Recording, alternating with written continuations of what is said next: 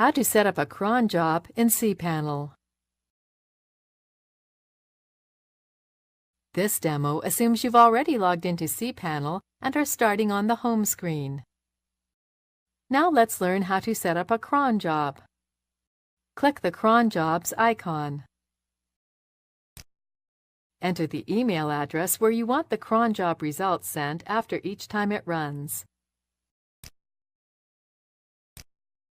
Now you have to define exactly when and how often you want the cron job to run. This is made easier by selecting one of the predefined common settings. Notice that by choosing a common setting, all fields are filled in automatically.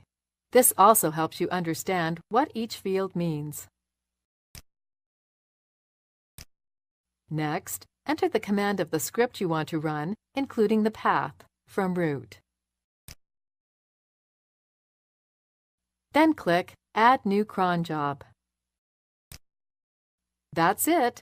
The cron job has been set and will be listed at the bottom of the screen.